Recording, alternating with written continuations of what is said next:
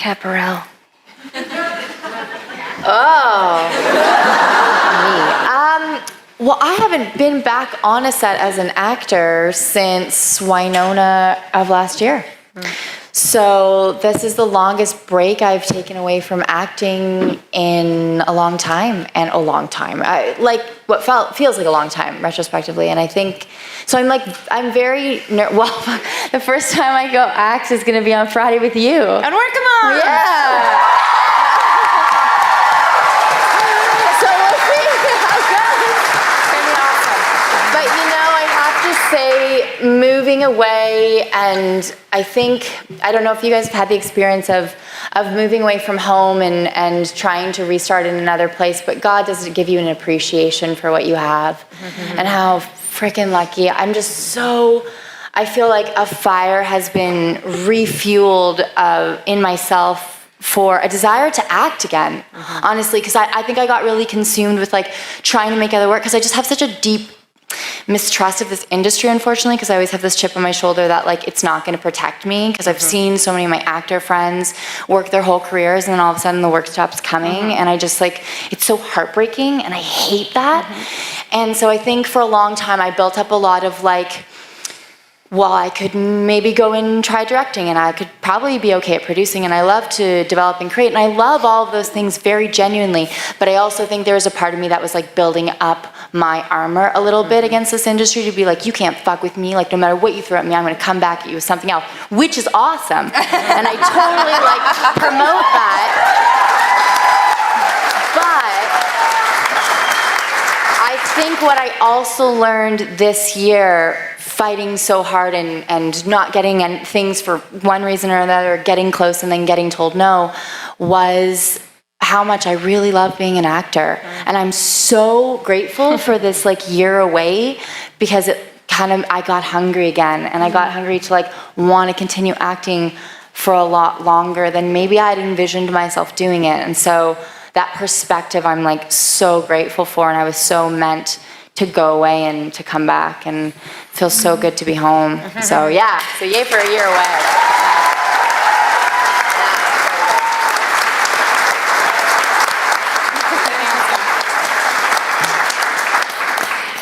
Dom, I missed your answer yesterday because I wasn't here on the newlywed panel. What's Nicole's favorite thing to eat was, it was, what was it? What was Nicole's favorite thing to eat was, Pussy? You just want me to say that in a British accent, don't you? if Tim was here, I would only be picking on Tim, so. Mel, oh wait. Oh, Mel and Kat, pitch me a buddy cop plot for Wynonna and Nicole. Okay. You had one the other day that I loved. I would love to see Wynonna and Nicole stuck in some sort of like small room together. Like an elevator. Like an escape room would be amazing. We can afford that. We can afford that. Oh, one room. But it. I think it would just be so funny to force them into like a tight, intimate space. Or we talked about camping, but then Melanie I don't want to be cold. Yeah, you pointed out a very good point. So I just think it would be fun to do something. What do you think?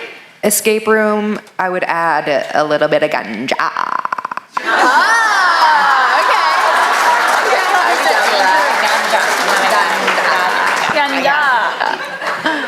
Plot sold?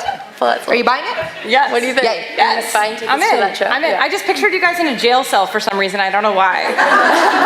Like in an Orange is the New Black kind of thing for a second. So I see where you're going with that. Whoa, whoa, whoa. Danny, come on. I fucked your dad. I'm not going to stop there. It is on brand. Here's kind of way for Orange is the Black. I understand that. Yeah, in a non-sexual way. Oh, a non-sexual way. No. Here's a question for everyone. This is for you too. even though I'm using the word actor. Don't stop shaking your head. If you guys could pick any other actor's career to emulate, whose would it be? I'll give you mine. Mine is Danny DeVito, because he's a goddamn genius. If I could play him in The Penguin in the Batman movie, or like him in Throw Mama from the Train, or like him in like all these fucking epic movies, I would. His career to me is like ridiculous and amazing. Right. Brie Larson. Who? Brie Larson.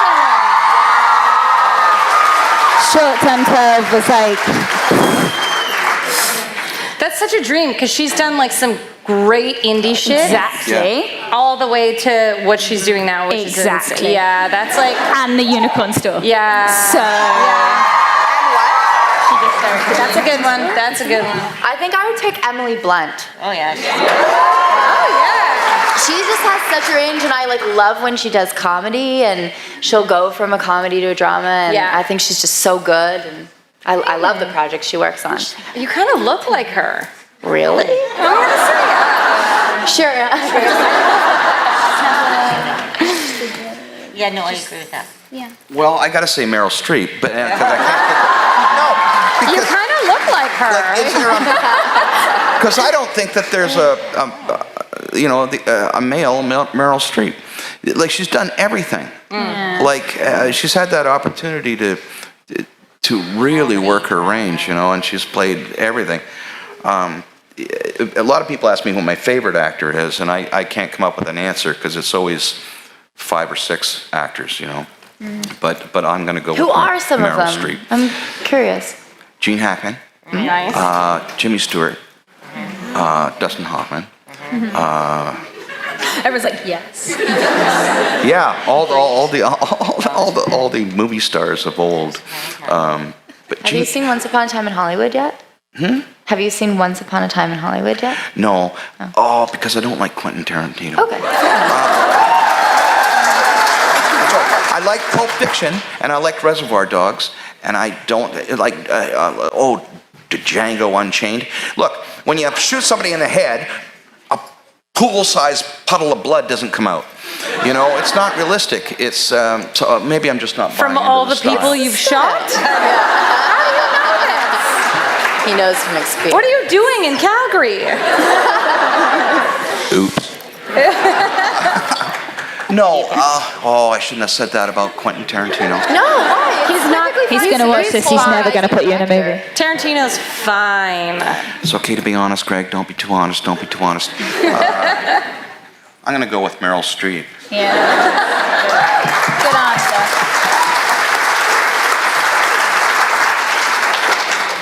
I'm having a hard time. Both of your answers are excellent, so I will borrow. I'll add. I'm going to make my own human. Yeah, you do you. I'm going to take a little bit of Brie. I'm going to take a little bit of the blunt. And I'm going to put it in my Aubrey Plaza pocket. Oh, really? Like, there's this one movie she did, I think she produced it.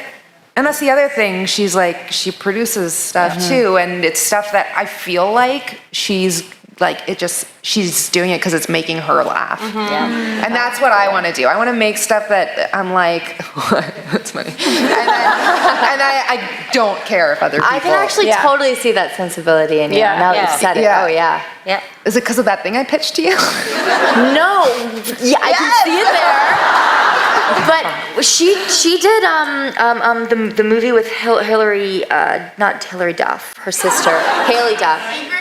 Thank you. So good.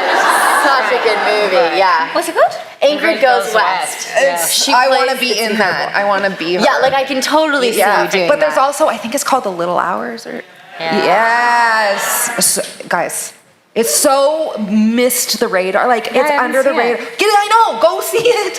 It's on Netflix, I think. What is it? It's on Netflix. Yeah. What is it called? I'm going to text Is it myself. The Little Hours? Oh, God, I'm doing Okay, tonight. it's like incredible. This is the type of stuff I want to do. It's like, so it takes place in the distant past, but they talk like us. So they're like nuns, and they're like, bitch, get like, but they're like medieval, like milking the cow, and they're like, That's all. so like, did you suck his dick? And like, whatever the thing is. It's funny, I want to watch it. It's really good. I love the absurd, and I love Quentin Tarantino because he's absurd. I could see you making shit and being a viewer and just being like, what? Why do I like this so much? Like that feeling where you're like just fucked up from it. Yeah, I like things that most people probably are like, I don't care for it. It's just your particular brain. It's Yeah, like, exactly. it's so unique to you. Well, I should say that about all of us. Yes.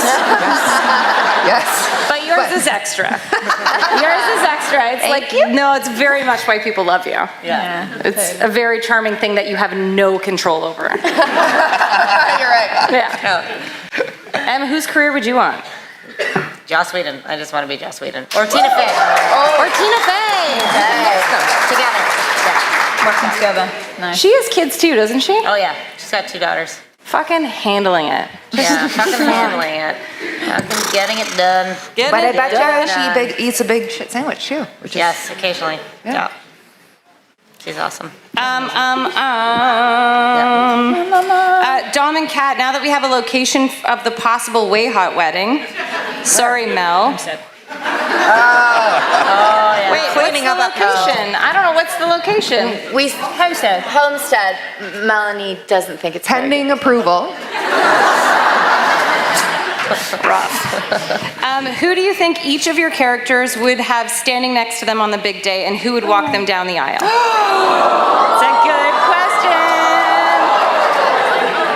Woo, that's a good I question. know immediately. Yeah. Nedley.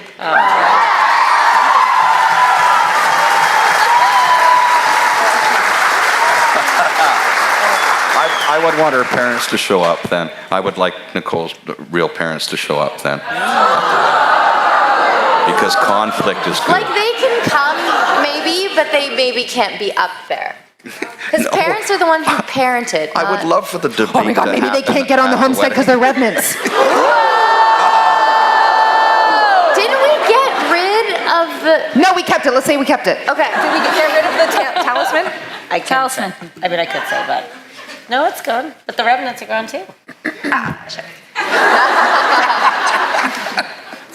We got plans. I don't know, waves. I mean, would it be acceptable if Wynonna took me down the aisle? I think it would have to be, yeah, sis. You down for that? You can get married if I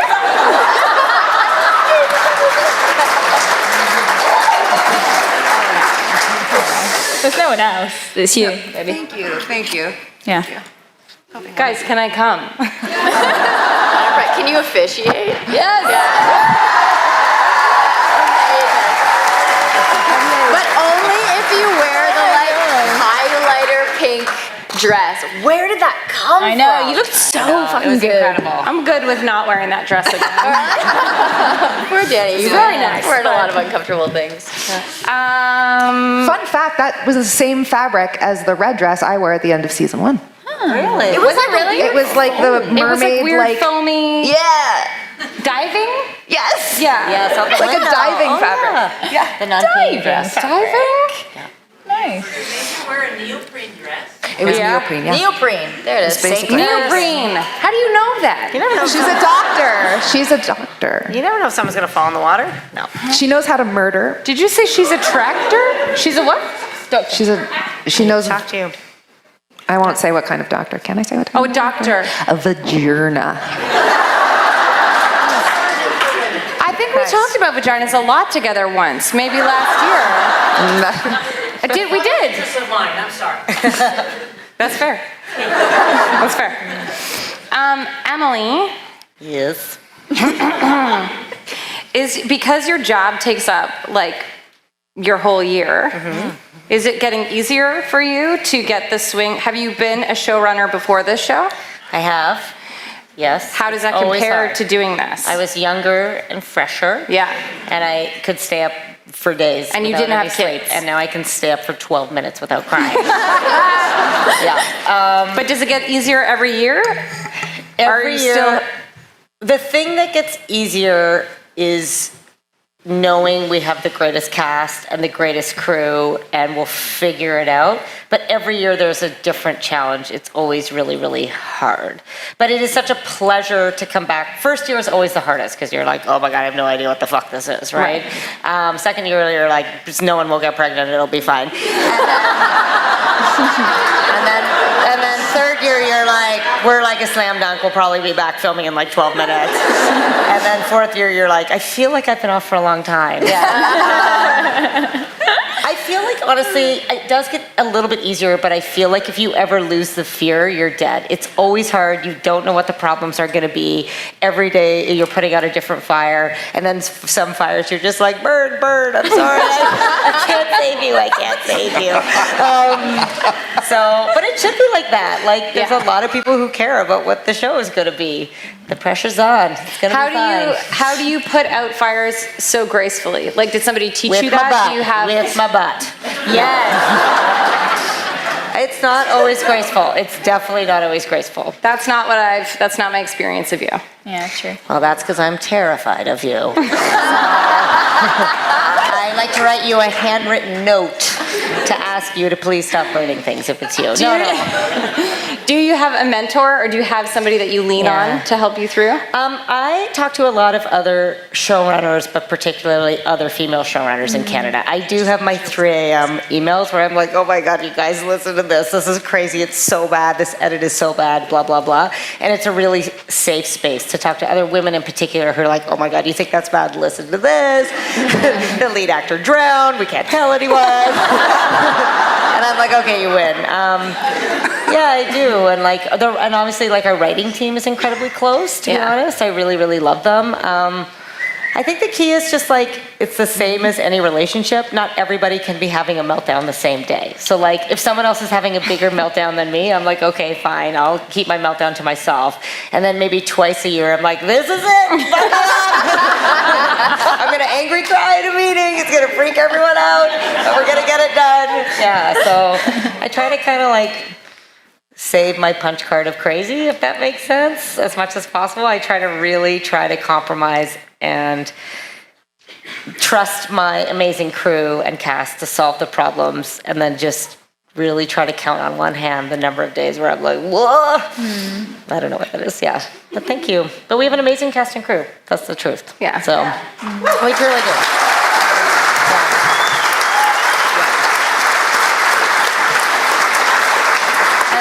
And one thing I will say is, like, the best lesson I ever learned was letting them do their jobs brilliantly. I still am up here today getting all the credit, right? Like, I hired them to be the best at what they do.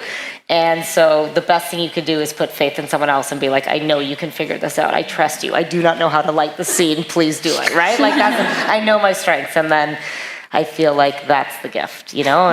But that's like Melanie, like that's very particular to you because I've been on lots of sets where that's not the case. You know, it's the Name names. back in 2003. Yeah. No, but you know, this is like a very ego-driven industry, and people like to micromanage. And I don't know how you have a lot. You're the boss lady. You're all of our bosses and everybody's boss, and that's a lot to fucking hold, and you hold it with a lot of grace. That's her dream.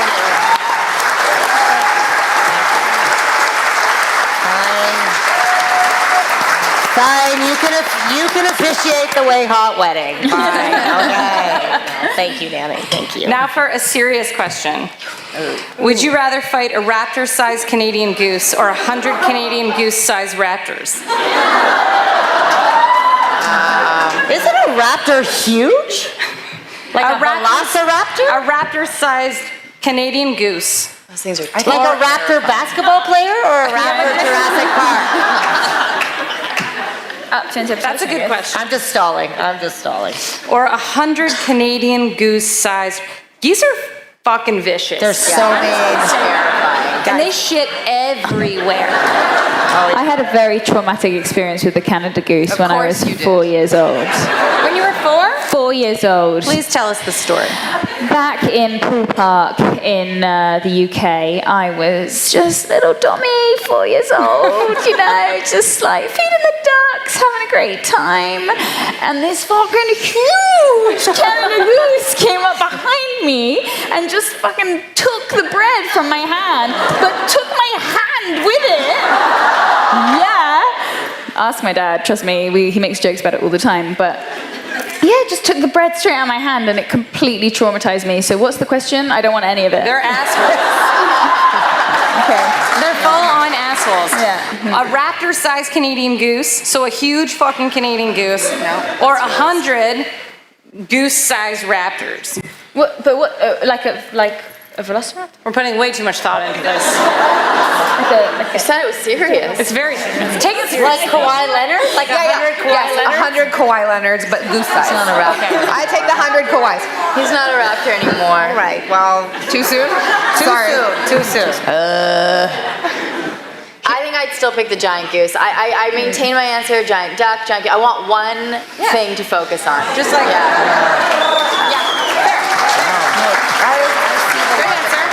See, this is the thing for me. I want to fight 100 duck-sized horses, but if it's a raptor-sized goose, I want to take on one thing. I don't know why. Really? Yeah. This was a swing state for you. Okay. I don't know. Yeah, I think so. yeah, give it to me. I go. No, I'm pointing at you. When you say raptor, do you mean like the dinosaur? Yeah. Yes. Okay. Oh, I would God. pick the big goose, and then you just have to wait because they don't like the north. That they go to south. So you just. Well, what? Why is that so hard to figure out? They migrate, so you just wait. Where are you hiding? Yeah, where are you? Oh, you can just say hello and then run away and hide. No, you just wait till he leaves town, and then you go, see, I took care of that goose. But the 100 raptors, they're like little things with teeth. Those teeth? No thanks. And they don't go south. They'll just hang around. So no, the goose. Yeah. Not interested in conflict. Got it. Only in the dramatic sense. Did you guys all answer? Nope. Yep. Melanie, what'd you say? I answered. Did you not hear? Oh, really? That's an interesting choice. Oh my God, you'll take on both? Holy shit. Thank you. You're so great. You're so great. Guys, we're out of questions and out of time.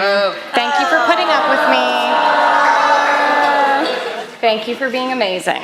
But first, we we want to thank our awesome hosts. It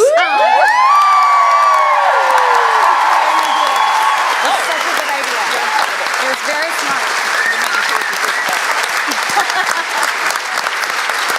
Danny fucking time, guys.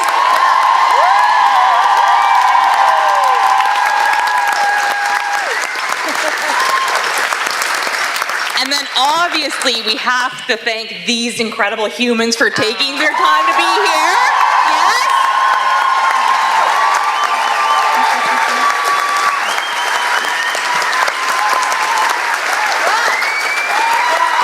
But most importantly, thanks to you guys. Thanks to each and every one of you.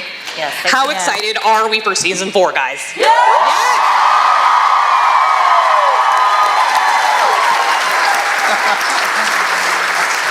Can I also say thank you, Akon. You guys did a great job this weekend. Yeah. Thank you so much.